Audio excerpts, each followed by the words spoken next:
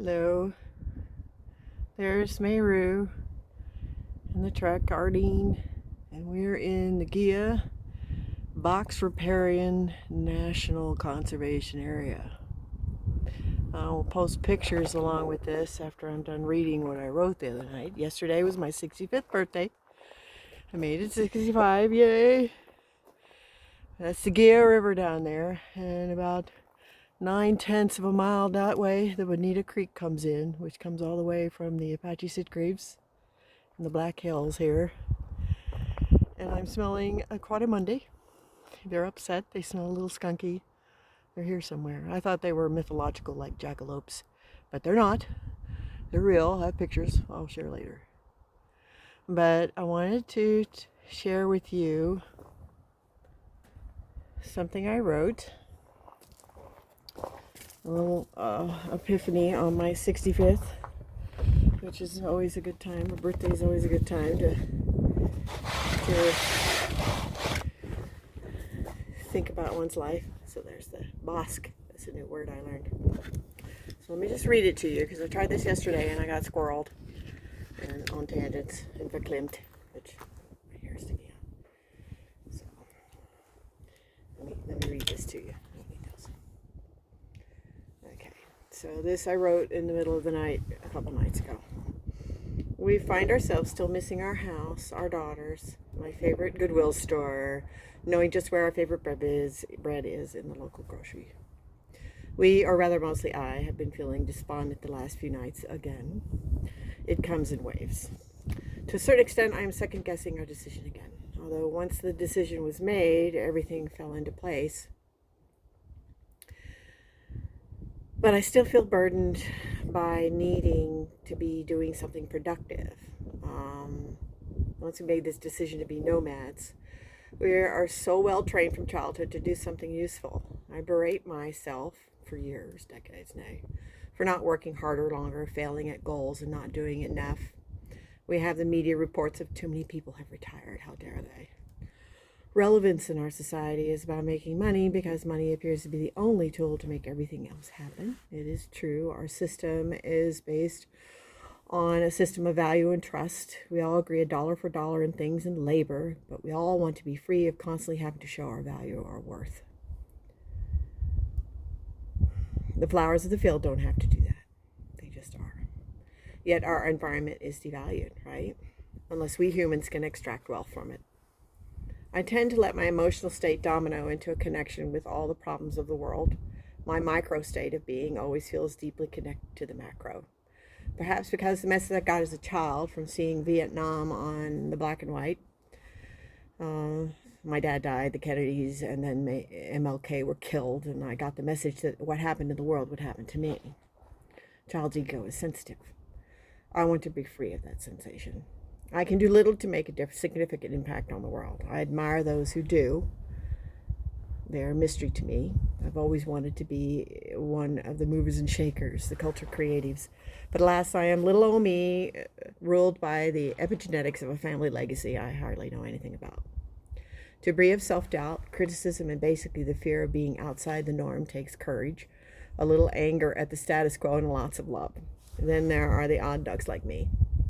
Learning love of self, capital S, in order to make change in the future isn't always sexy or particularly dramatic. It starts with self. I did integrative breath work for 20 years, searching for a natural me, and haven't done it since my job because I had to be a different person. If I think 280 years ahead, which 280 years is the epigenetic connection, we are told now, in the past. If I think 280 years ahead, perhaps my decision now impacts my descendants in positive ways. My attitude impacts my daughters already. My mother's attitude, my grandmother's attitude. It's passed down matrilinearly. And so, yeah, it does impact. Perhaps my decision now impacts my descendants in positive ways. My ancestors were travelers. I did 23andMe, and two things showed up. I am Ashkenazi Jew and Anatolian Turkish. Now, how did that happen? Along with Irish and German, Neanderthal as well, my peeps moved a lot. We are a restless lot, And even my brother insists my brother is a restless person. He wants to do this too. And spread all over the place. No one among our relatives that I know of is wealthy, but my sense of the world and restlessness of spirit is born in me. I love seeing new places. I find I'm shaking off the constricted feeling of relevance, of productivity. I have been productive within the strict confines of society as a single mom, going to school in poverty. I have fought to educate myself and do my part and be of service, perhaps not in the grand way I had hoped. Paul said he has a sense of adventure now around what we're doing and who we will meet and what will come to us, whether it is to volunteer work or as hosts or be able to be in the right place at the right time. For me, it is to deepen our love for each other mostly. His view is much healthier than mine. He misses work, but not being undervalued and overlooked. I miss work, but not the meanness, gossip, and pointless criticism.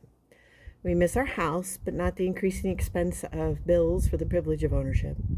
My epiphany is to focus up on here and now. I turned 65. I must not waste any more time on beating myself up for not being more, doing more, making a bigger impact, and of course, more money. As I faunched and fumed all my life with the need to be relevant, I missed the point entirely. To, as my mother said, not to hide my light under a bushel. To not let my soul be crushed by things that don't last. None of us have to justify our existence. Just try to do no harm. This is a special time for me and Paul. We knew when we met we wanted to grow old together. And here we are, the unknown country.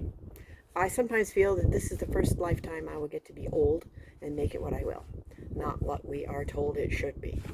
Change happens. Try stopping it. I have always rushed toward change, sometimes pushing the river.